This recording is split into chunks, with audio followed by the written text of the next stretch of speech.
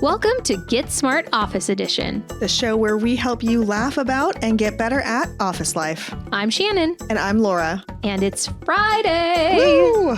On Fridays, we share the real stories that inspired our skits and tips that we share on Mondays and Wednesdays. Plus, you get to hear the bloopers that our editor thinks are funny, and hopefully you will too. Now, let's get smart. And silly. So, Shannon, I know that we all have had experiences walking behind someone or someone walks past and you can smell their perfume and it's too much. Yes. In the workplace, just out and about, anywhere. So do you have, and this is awkward. It's a little challenging. Let's say awkward. Challenging. Yeah. There's not a whole lot to say about this except don't. This whole episode boils down to just no. Just don't bathe in the perfume. Don't do it. I don't know. I've had two coworkers at one of the companies I've worked for that were married to each other. And I think that they literally lost their sense of smell, both of them, because both of them were guilty of overspraying perfume and cologne. Yeah. To the point where if you were within a 25-foot radius, you could basically not breathe. Both of them. Well, in the Stinky Jim Shoes episode, we talked about Jimmy Jim shoes. Jimmy Jim shoes. We talked about nose blindness. If you smell something for more than 10 minutes, you can't won't smell it anymore. Mm-hmm. That's why your perfume smells really great to you when you first put it on, and then an hour later, you're not even like if you sniff your wrist, you're really not going to notice it. Oh, okay. Same idea, right? Yeah. So, but tell me, I would really like to know about the inspiration behind point number 2 with the fire alarms. So I am paraphrasing this from a couple of sources on the internet.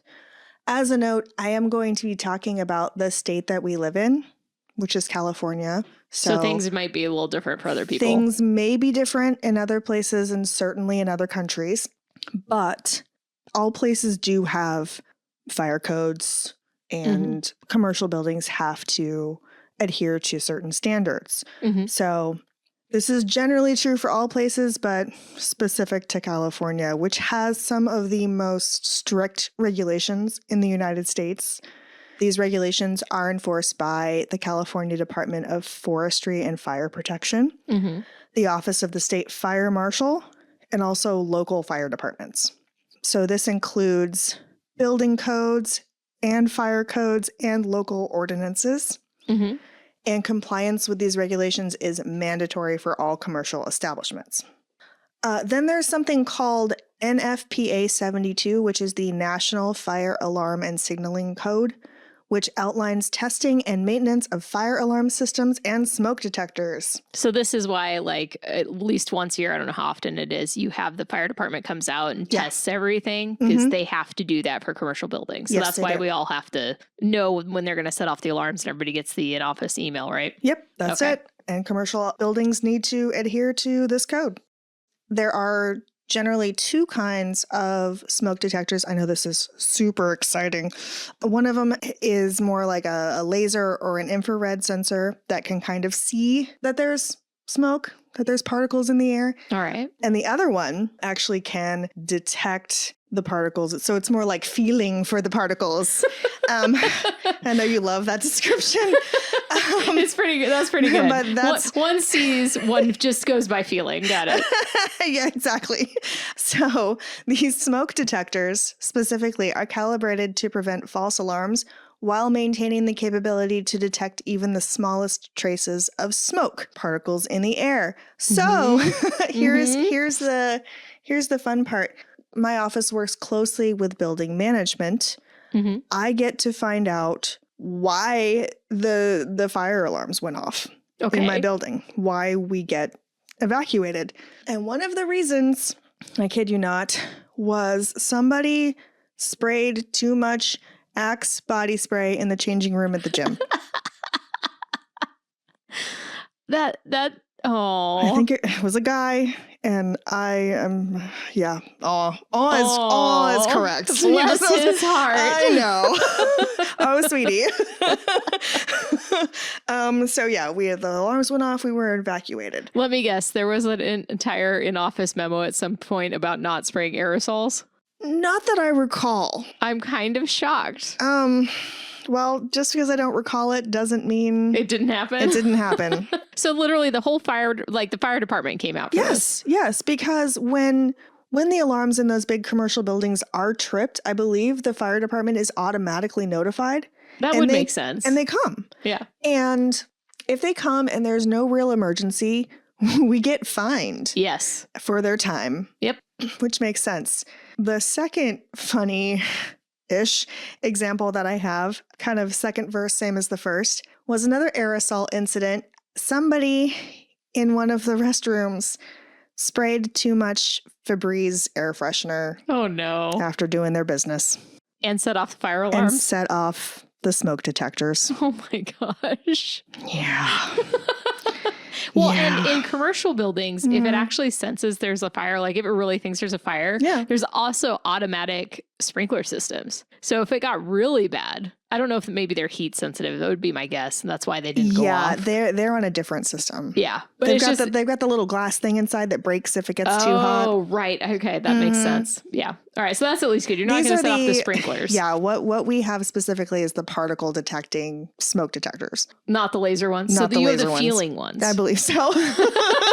They have a lot of feelings. They do. And they can feel everything. And so, yeah, my tip is don't be that person. Well, and also just if you're spraying enough to set off the smoke detectors, you are spraying so much, you are going to give other people headaches, sneezes, coughing. Like that is just too much. Yeah.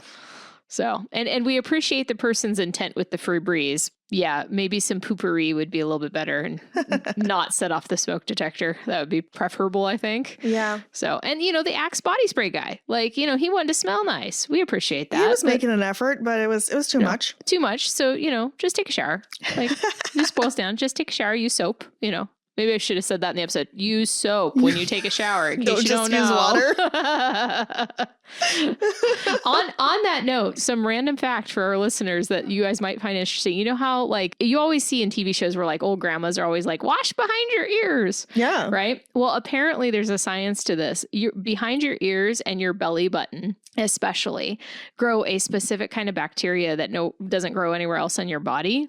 And you actually need to dedicatedly wash behind your ears and your belly button. Oh. So grandmas know best. Oh. Old wives' things there that, you go. Actually make sense. Today I learned.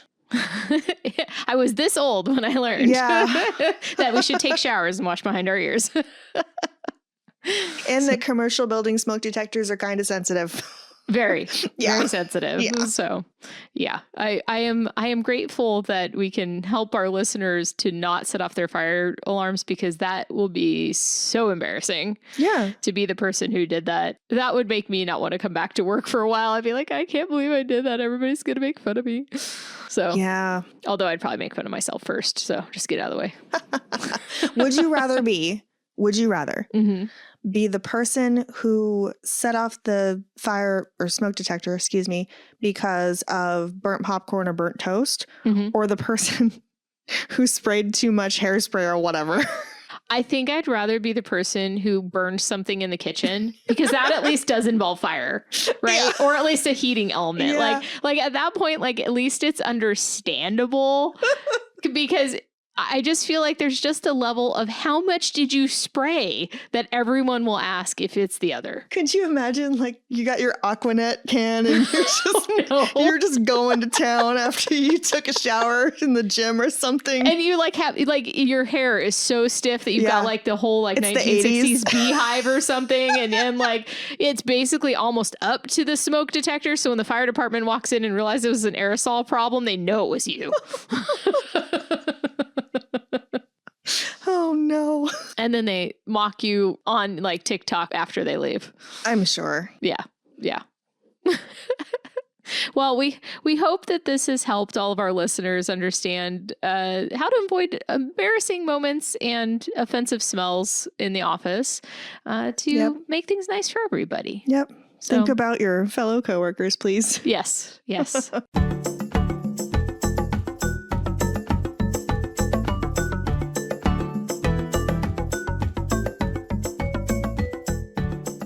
Okay, Shannon, this week we talked about kitchen etiquette, about dishes specifically. Oh, yes. And I feel like you have opinions about this one. I have very strong opinions about this. No. Because I want to be able to not interact with other people's dirty mouth dishes? Juice. Mouth juice.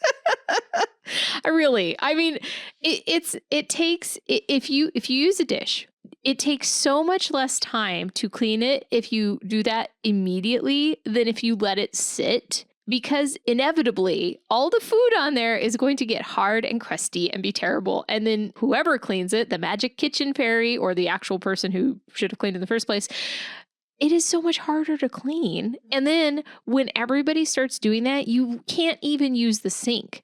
So let's say like you're trying to fill up the teapot or something and you don't have a water dispenser and it's the sink or whatever. You cannot get the teapot underneath the faucet because there are so many dishes in the sink. And then you have to touch people's dishes in order to move them in order to use the faucet. And that's just not okay. Yeah. And also like it looks trashy. So if you have an office where clients might come in or other departments might visit you for important meetings, it looks trashy if they go in there to get coffee or something. Oh, yeah. So that's also not a good look. It's not courteous, of course. Like that's the bottom line. It's not courteous to other people. And there are those people in the office who cannot relax or concentrate when they're in a messy environment. So if you're a person who has that issue and you go into the break room and there's dishes all in the sink, all on the counter, and there's just a mess everywhere, your lunch break is not going to feel restful because it's going to be a distraction and an irritation to you mentally. So not good for those reasons. And then a lot of people assume that janitors will clean up your dishes. And in most janitorial contracts, it will specifically say that they do not do dishes because of this reason, where people would like, if you've got an office that's 200 people in it and 200 people leave their dishes because somebody else is going to do them, that janitorial staff would end up being there for like 4 more hours doing nothing but dishes. And the company doesn't want to pay for that. And the janitorial staff doesn't have that kind of time. No. So do you have opinions about this too, Laura? Because I made you the bad guy in this episode. You did. You made me the ding dong. I would never leave my dishes dirty in the sink. Right. I have a question though. Oh, please. As someone who has worked for private companies, does that company provide dish soap, towels, a drying rack? So both companies that I've worked at in the last 15 years have had dishwashers and dish soap and paper towels. And I believe we had a drying rack in at least one of the kitchens. Oh. Yeah, I think most of the kitchens had dish racks. So yes, they did provide dish soap. So you could easily do your dishes. And we had actual like cutlery in one of my jobs. We definitely had, because one of my jobs, we had full-sized ovens. We had like pots and pans and utensils for cooking. So there was a lot of opportunity to make dishes, but there was also everything you need to clean them. Wow. Okay. Yeah. And the reason why I'm so impressed is because that is not the case at the places I've worked. There is a full kitchen, I believe, on the executive floor of my building, but that's it. And definitely not where I am. Is anybody allowed to use that kitchen? No, it's secure floor. I'm sorry. I'm laughing because I'm thinking to myself, if anybody's going to cook for themselves, is it going to be the people on the executive floor? I feel like they would be the ones ordering in lunch every day. Okay. I mean, I may be projecting here, but I don't know. I don't know the answer to that. That is that's not my point. This is here. A random question for me. That's not my point here. What I'm saying is that if in our building, if we want dish soap or towels or a drying mat or rack, whatever, we have to bring that ourselves. Somebody in the office has to take it upon themselves to bring those things. And I do have one person who does that, and she does take the towels and the mat home every like couple weeks or so and washes them and brings a new set in. That's amazing. She doesn't have to do that. She just does it. So I guess in a sense, she's kind of a kitchen fairy. She doesn't clean our dishes though. Right. Currently, there are 4 or 5 mugs and cups of various kinds lined up on the side of the sink, and they've been there for weeks. I don't know whose they are. Because these aren't office mugs. These are like individual people's mugs. Yeah. Like that they probably brought from home. Yeah, or we do have a couple of mugs that just exist. Orphaned. Yeah, orphaned mugs. But the person who last used it should be the one to clean it and put it back. If they're your own personal mugs, you should recognize them. This is my mug. I brought it from home. I should clean this and maybe take it home or put it back on my desk. If it's an orphaned mug, if they've been there for weeks, I guarantee the person who used it does not remember that they were the last one to use it. Oh my, yeah, it's possible. And the way that I get around it is I keep my mug at my desk. I bring my water cup, with me to and from work. I don't usually I'm not one of the ones that has the dishes there. I'm not the one who brought the blender. I'm not the one who has like the bowl that gets reused every day. But if we want to do those things, we do have to do it ourselves. I feel like in the private sector, there, especially in the last like 10 years, as the workforce has been like hard to get good employees. I feel like companies have provided a lot of extra things, small things like having free tissue boxes for your desk or having dish soap and a drying rack in the office. So it's interesting to see the different perspective. Yeah. I'm kind of surprised they don't even provide like a drying rack. Nope. Because it's a couple bucks to buy a plastic one to put by the sink, right? Mm-hmm. So it's just interesting that that's not something they provide. And then also the fact that you guys have had 5 mugs sitting next to the sink for weeks is just...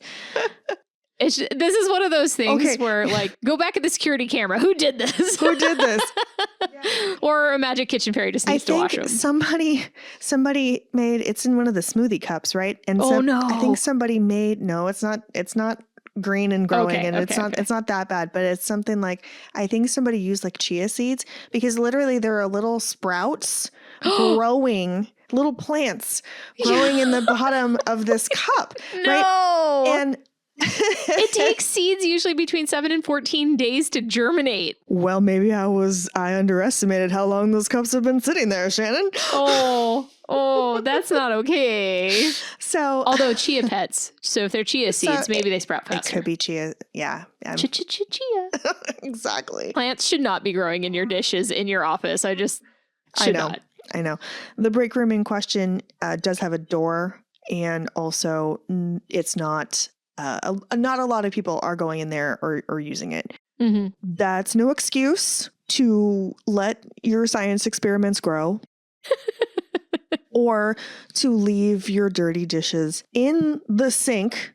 That bothers me. Yes. When I see that, actually, I'm not quite the level of magic kitchen fairy, but if somebody has left their bowl or something in the sink and then I need to come rinse something and it's in my way, I will rinse their bowl and put it to the side because I want to use the sink. Yes. Yeah, yeah. And then I wash my hands. Yes.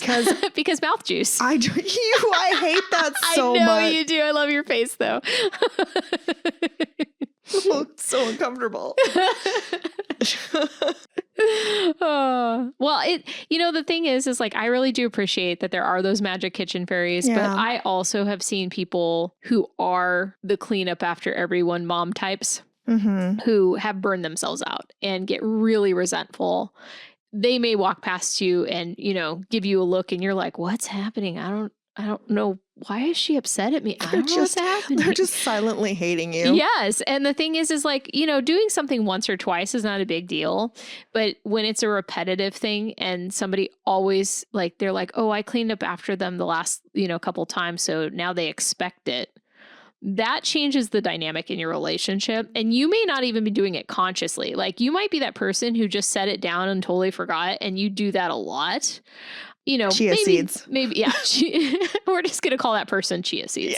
Yeah. So maybe you're the chia seeds person and you keep forgetting. You may not even know that magic kitchen fairy has been cleaning up after you for a month and they're starting to resent you. So if you happen to notice that somebody's cleaning up after you, I highly recommend that first of all, you thank them profusely. I was going to say, find them and thank them. Yes. And secondly, you start cleaning up after yourself. And you thirdly, tell them, hey, I'm really trying to get better about remembering to do my dishes. And if you notice that I've left something, could you please remind me? Because sometimes I just am thinking about the next thing I need to do and I'm forgetting to do it. And I don't want to be, rude to everyone else who needs to use the space. So ask for help. People are happy to help encourage you in things that are going to benefit everyone. So that's my recommendation. Yeah, we don't want to have to hang those obnoxious signs over the sink that say, like, your mom doesn't work here, cleaning up after yourself. I think one of the kitchens at my former employer, I think there was a total of 8 signs. In the same... In a kitchen, because there was like the sign over the sink. There was one on the dishwasher. There was another one on the fridge. There was microwave. There was one on the microwave. There was 2 on the cupboards because one of them was for the toaster oven, not leaving it. And then I think there was like 2 others that were just like, all of it was stuff that's like, do your dishes, don't leave them here. Make sure that you don't leave stuff for the janitors. Don't leave food out. Make sure that you're not like, it was just like, okay, that getting says a little ridiculous 2 things to me. That says 2 things. The first thing it says is that all those things have happened. Yes. And the second thing is that somebody's getting angry about it. Yes. There's signs everywhere. And usually it's going to be like, there's 2 people that are going to leave those signs. Either it's the magic kitchen fairy mom who thinks that like, you should just know a little bit better and she's helping you because she's putting up those signs so that we don't have these problems again. Or it's HR because somebody went and complained to them that these things were happening. So but neither one should is you good. go to HR? No. Throwback to a previous episode. Yeah. I mean, should honestly, you go to HR for a break room? For the most part, no. But go back and listen to that episode if you're curious when people have crossed the line and you should go to HR. Absolutely. So in any case, we hope that some of you have either identified yourself as the mess maker or the magic kitchen fairy and learned some tips from this week. Yeah. Obviously, Laura and I tend to be a little bit on the cleaner side, but I think, we're both guilty of making messes in the past that we forgot about in general arenas, but we try not to be those people. At home, I leave my dishes in the sink all the time. Yeah, because it's your home. It's my house. Yeah, you can do that because you're also the one who's going to go clean it up. Or, true. Your husband is. But he married you, so better for worse, man. You better just be aware that that's going to happen. Yeah. So, yeah, in any case, I hope this helps some people and maybe just identify what your own patterns are. That's usually the starting point. Be aware. Be aware and then be prepared. Like Scar said. Be prepared to do your dishes by setting a timer for yourself. So you have 5 minutes to do them. So, all right. Well, everyone, we hope you have a fabulous weekend. Happy Friday. Yep. And enjoy your clean dishes. Excellent. Don't overspray aerosols in the work spray. Work spray.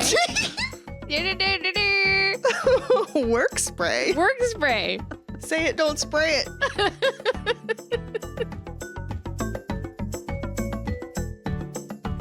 The world is full. Try that part You're again. You're a fool. I'm a fool.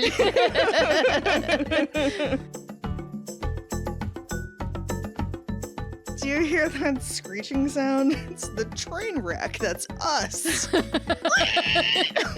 Hey, but we didn't crash the train.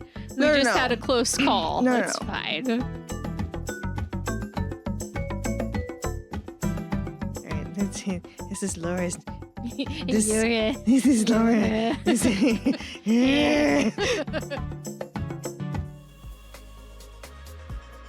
Thanks Thanks for listening. Subscribe to catch new episodes of Tips and Skits every Monday and Wednesday, and join us for our Real Story segment and our blooper reel on Fridays. Want to share your hilarious office stories with us? We might turn them into an episode. Send us your thoughts and feedback at gsoe@diecastmediagroup.com and follow us on Facebook, Twitter, and YouTube. Special thanks to Rebecca, who created animations for our skits, which you can watch on our YouTube channel. Also, thanks to Wendy, our audio editor, Lelia, our social media manager, and Austin, our technical engineer. If you would like to support the show, review and share with your friends, or consider supporting us on Patreon, links are in the show notes. Get Smart Office Edition is a DieCast Media Group production. Good-y-goo.